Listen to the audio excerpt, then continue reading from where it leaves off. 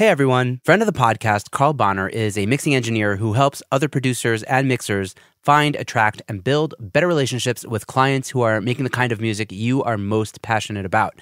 He recently began developing a course based on how he trains the Spotify algorithm to make super accurate recommendations for you to find potential artists to work with.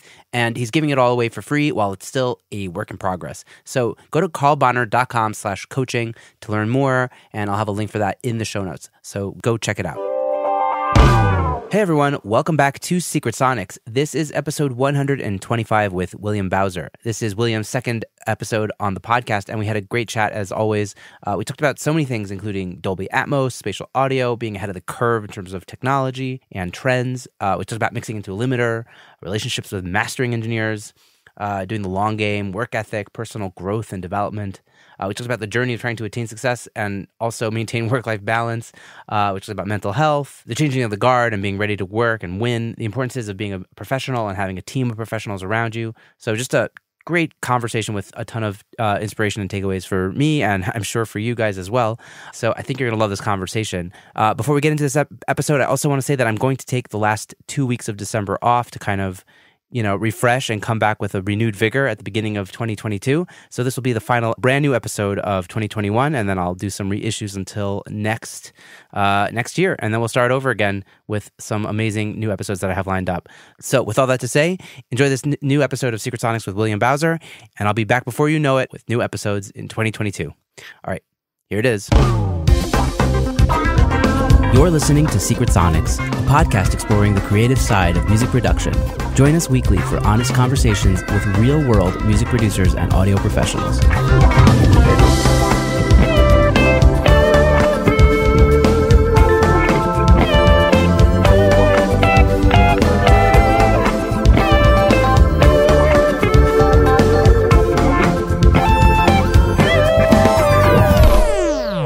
Hello, and welcome back to Secret Sonics. I'm your host, Ben Wallach. My guest today is William Bowser. William is a mixing engineer and the owner of Quality Touch Studios in La Plata, Maryland. William was back on the show about a year plus ago. I don't remember. And I actually, it's been a while. I don't even know. It was a while ago. I don't have it in front of me, but I reissued that episode not so long ago because I loved that episode. And I thought it'd be great to have him back on the show. So I reached out, and William was more than generous what's the word I usually use? Was so gracious and joined me once again on the show. So with all that to say, welcome back to Secret Sonics, William. Hey, what's going on, man? Thank you for having me back. I definitely appreciate you, man. Oh, for sure, man. First of all, I loved that first episode we did, and you just have like a wealth of wisdom. So it's an honor to have you back on the air. So we were just schmoozing for a while before we got started again. And you were about to tell me, basically, I knew about Ken Lewis, but then you kind of reminded me about Ken Lewis.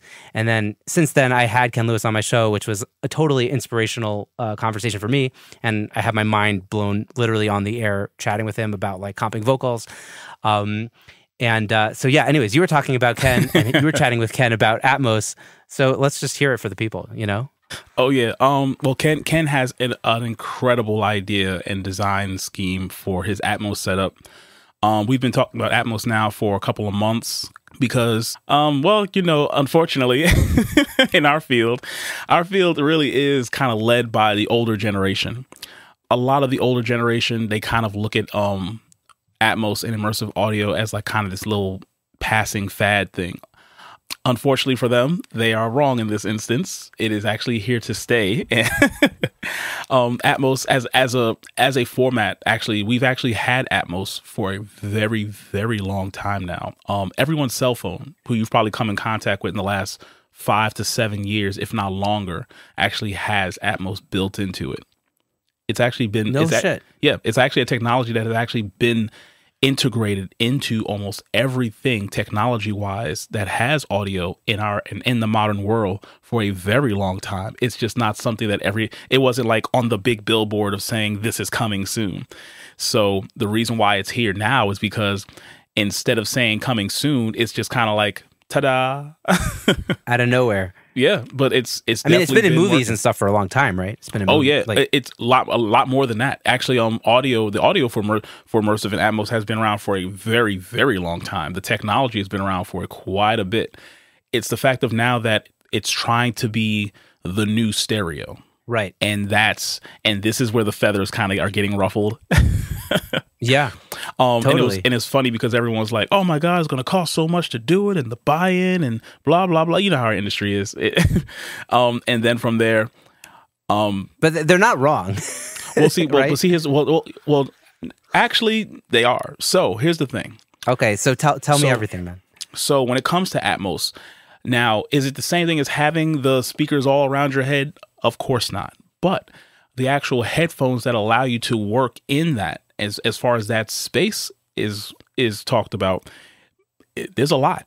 Number one. Number two, the DAWs, most DAWs, to be honest with you, are literally on the verge of accepting it as an actual format to work in right now, this year. So probably before the end of the year, there'll probably be 4 or 5 DAWs that you could just natively go do it in. Logic, I think you can already go natively do it, right? Logic just got it last month. Like that is the future. And it's not saying that stereo is just going the way of the dinosaur. It's just that this is the step. These are the steps that we are right now currently in that will lead to stereo being the lesser known option. That's all. And that's really all it is ultimately. Besides, the cool thing with immersive audio is the fact that we can actually make audio the way we hear it in the world.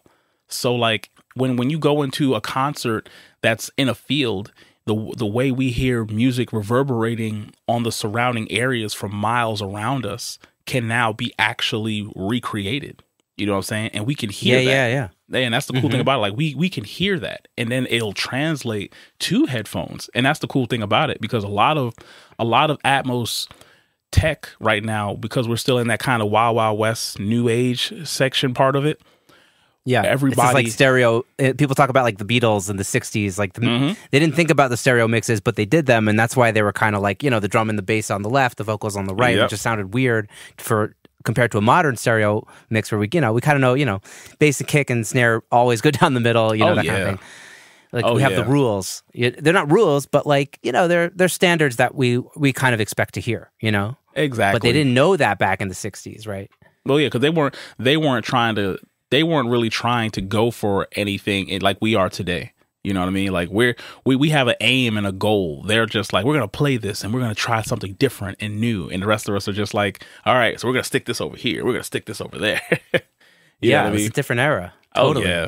I mean, I hate to be the skeptic on the technology here, but I'm a little bit skeptical. And it's not that. I mean, maybe I am like a little curmudgeon millennial, but what I heard on headphones, so I obviously don't have a speaker setup. What I heard on headphones, like I know I've been to movie theaters. I know that stuff sounds amazing, right? And I have no doubt that Atmos with tons of speakers, however many it is, 13 or something, maybe it's 12 and a sub. So it can be. You can, as far as I know, I think the acceptable is 7.714, I think, is the lowest. 714. Yeah. Right. So that would come out to 12. Yeah. Is it, let me see, 7.4? Yes, 12.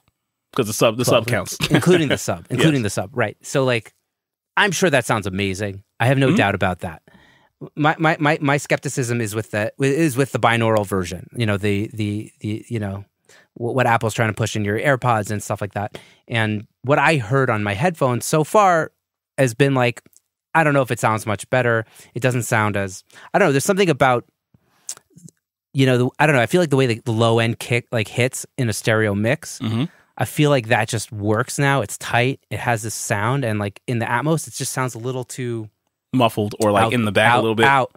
Yeah, it sounds like I don't want the bass to sound like it's around me. I want it to sound like it's inside of me. I don't know. Here's the cool thing with that, right? Because you're not the only person that's actually said that, and so if you watch the last Apple event, that is their way right now. They are doing away with the old AirPods. So the new generation, this is why they made the new generation of AirPods the same price as the basic AirPods. Because now the immersive and the Atmos technology is now built in off break. So it's not an extra cost feature that you have to go pay for. Now it's just built in. And that's what a lot of companies are doing now moving forward. So like, if you really want that experience, like we went and bought the AirPro Maxes.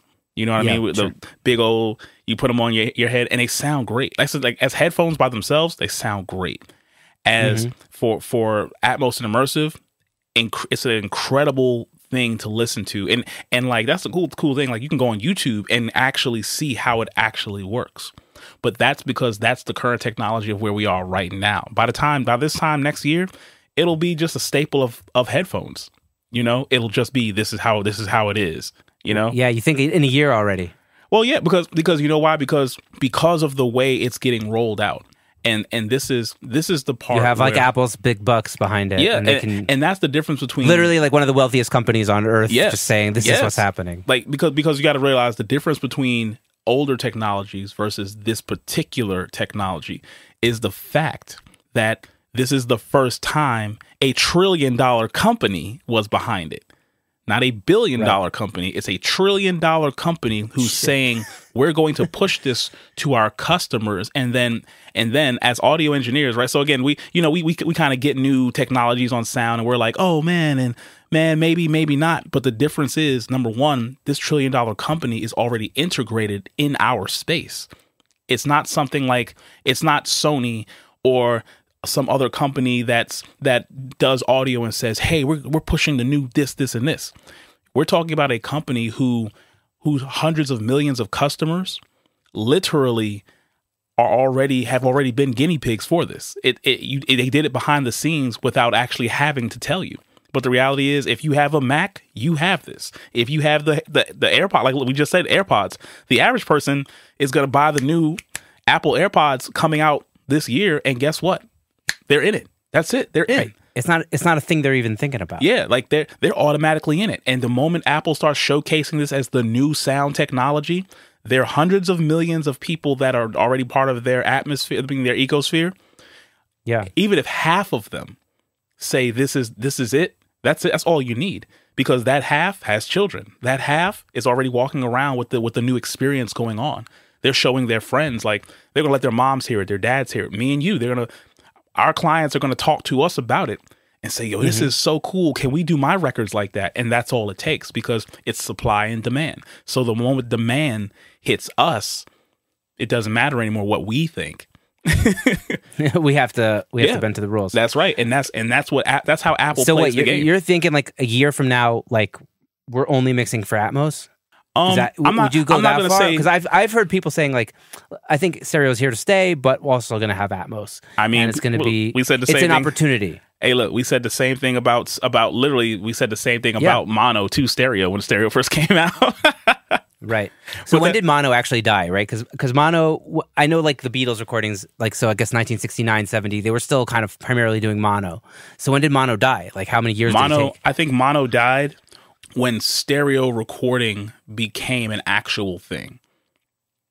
And even though it's a fairly new technique in as far as time goes, the reality is the moment we were able to like mic a piano in stereo in an XY fashion, that was it. That was it, because from before that, it's just all mono, and I'm just using two channels. But the reality is, the moment I could just do that, get both into this one channel and keep on going, that was it. The moment the DAW came into fruition and said, "Hey, you could put a stereo sound on one track now." Yeah, you know, like we are the arbitrators of our own demise when it comes to our actual community of audio. You know, we want bigger, better, faster, but the technology that we use isn't really always up to snuff. So, but we're going to integrate it and make it work. Well, so how is it affordable to? You kind of said like, okay, it's not going to cost you like everything it is you have to upgrade to an Atmos rig. So what's your game plan for kind of putting Atmos into your life as a studio owner mixer? So for me, I number one, because like I said, I got the Apple AirPod Pro Max headphones. So that was what, like it's the holiday season right now, and they're always on sale on Amazon. So it's gonna be like $400 at most, probably $450 at the highest. But Black Friday just passed, right? And then after that, again, most DAWs are integrating it because they also see it's part of the future. And most DAWs already have things set up so you can do surround sound. That's true. What we are looking at is the integration of the Dolby renderer and the Dolby Panner. That's the little box and the little dots that we see in all the pictures. That's what we're starting to see is that